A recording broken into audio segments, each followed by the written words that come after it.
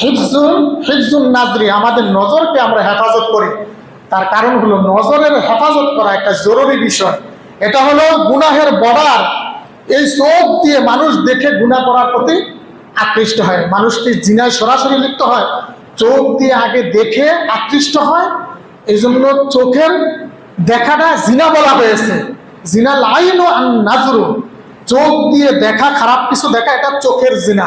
এই জন্য রমজানের আগে আমরা চোখের হেফাজত করি। আজীবনের জন্য আমরা চোখের হেফাজত করে নিই। চোখের হেফাজত যদি আমরা করতে পারি, আল্লাহ রাব্বুল আলামিন আমাদেরকে অনেক ফজিলত দিবেন।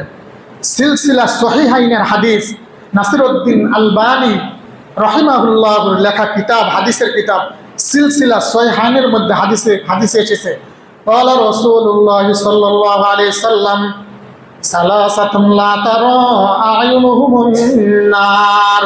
বিশ্বনবী নবী মুহাম্মদুর রাসূলুল্লাহ সাল্লাল্লাহু আলাইহি সাল্লাম বলেছেন, তিন ব্যক্তির চক্ষু জাহান্নামের আগুন দেখবে না। আইনুন হারাসাত ফি সাবিলিল্লাহ, এক ব্যক্তির চক্ষু হলো যে চক্ষু আল্লাহর রাস্তায় পাহারাদারি করে, যারা আল্লাহর জমিনে আল্লাহর দ্বীনকে বুলন্দ করার জন্য, কালিমাতুল্লাহ হিয়াল উলিয়া, আল্লাহর জমিনে আল্লাহর দ্বীনকে বুলন্দ করার জন্য যারা আল্লাহর রাস্তায় মুজাহিদদেরকে জেগে জেগে পাহারা দেয়, ওই চক্ষু, ওই ব্যক্তির চক্ষু জাহান্নামের আগুন দেখবে না। ওয়াইনুন বাকাত মিন খাশিয়াতিল্লাহ, দুই নম্বরে হলো যেই চোখ আল্লাহর ভয়ে কাঁদে, কোনো অপরাধ হয়ে গেছে, জাহান্নামের আগুনের কথা মনে করে চোখের পানি ফেলে আল্লাহর কাছে কাঁদে।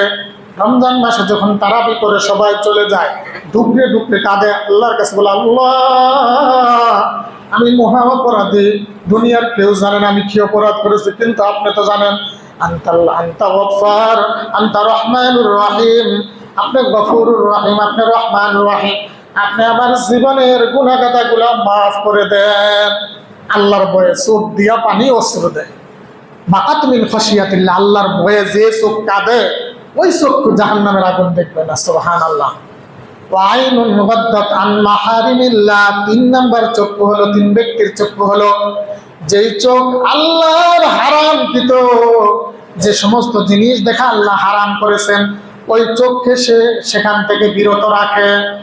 কোনো বেগানা মহিলার সাথে রাস্তায় দেখা হয়ে গেছে, সঙ্গে সঙ্গে চোখটা নিম্নগামী করে। আল্লাহর নবী বলেন, ওই চক্ষু কোনদিন জাহান্নামের আগুন দেখবে না।